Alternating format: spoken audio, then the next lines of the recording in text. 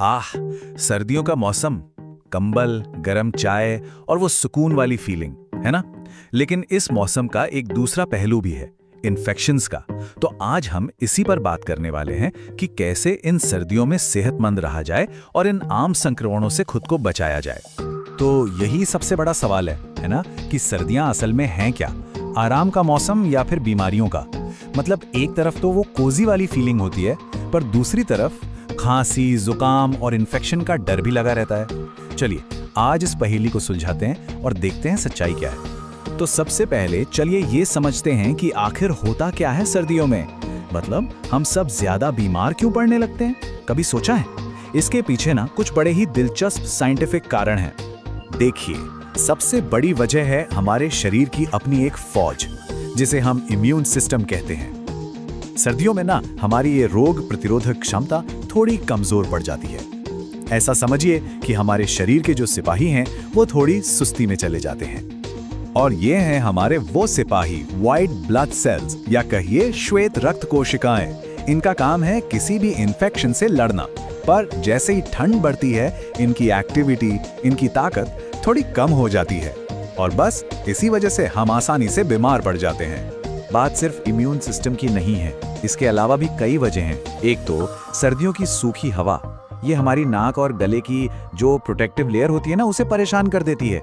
इससे वायरस को अंदर आने का सीधा रास्ता मिल जाता है। फिर धूप कम मिलती है, जिससे विटामिन डी की कमी हो जाती है, जो हमारे इम्यून सिस्टम के लिए फ्यूल जैसा है। और सबसे मजेदार बात, वायरस और बैक्टीरिया खुद ठंडे और सूखे मौसम में ज्यादा देर तक जिंदा रहते हैं और फलते फूलते हैं।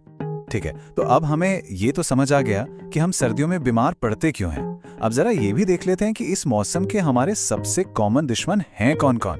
सबसे पहले तो आते हैं श्वसन तंत्र के संक्रमण, यानी सांस से जुड़ी बीमारियां।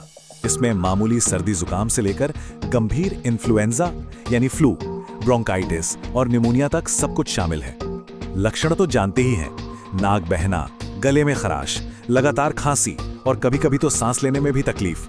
और हाँ, इन्हें हल्के में बिल्कुल नहीं लेना चाहिए, क्योंकि ये गंभीर रूप ले सकते हैं। मामला सिर्फ सांस तक ही सीमित नहीं है, पेट और त्वचा पर भी हमला होता है।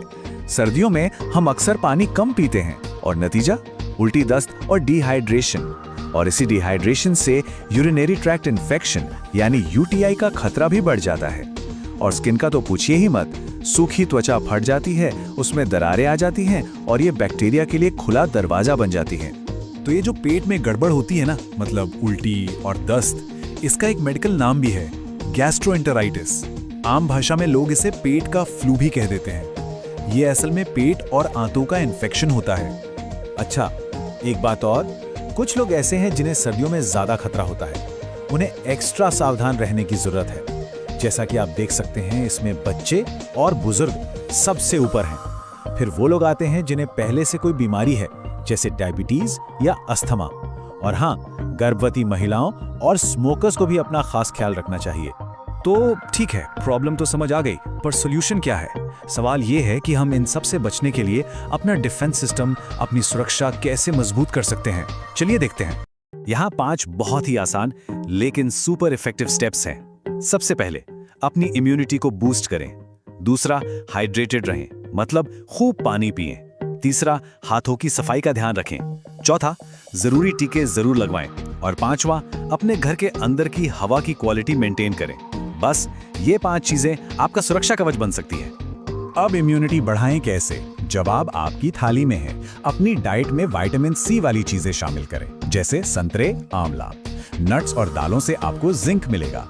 और प्रोटीन तो बहुत ही जरूरी है इम्यून सेल्स के लिए। और हाँ, सबसे जरूरी, अच्छी नींद। कम से कम 7-8 घंटे की नींद जरूर लें, क्योंकि सोते समय ही हमारा शरीर खुद को रिपेयर करता है। और एक बहुत बहुत जरूरी बात, वैक्सीनेशन यानी टीकाकरण। इसे बिल्कुल भी नजरअंदाज ना करें।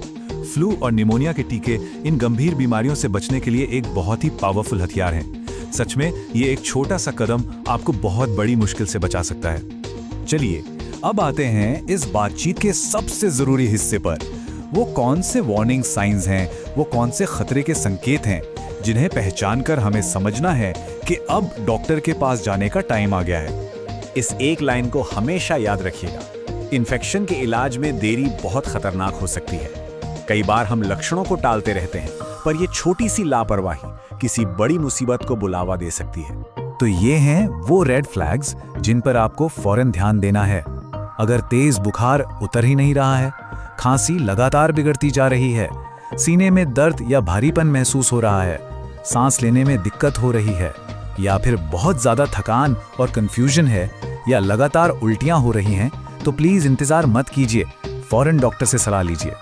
अब आप सोच रहे होंगे कि इन लक्षणों को इतनी गंभीरता से लेना क्यों जरूरी है?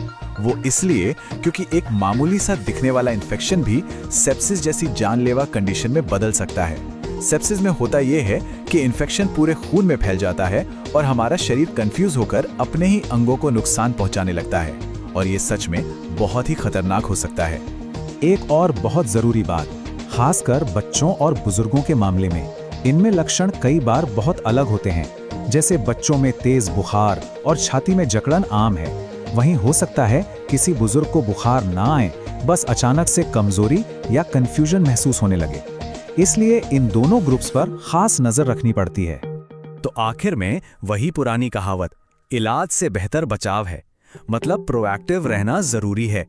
सर्दियों का मौसम शुरू होने से पहले एक प्रिवेंटिव हेल्थ चेकअप करवाना एक बहुत अच्छा आइडिया है। इससे आपको पहले ही पता चल जाएगा कि कोई रिस्क तो नहीं है और आप समय रहते तैयारी कर सकते हैं।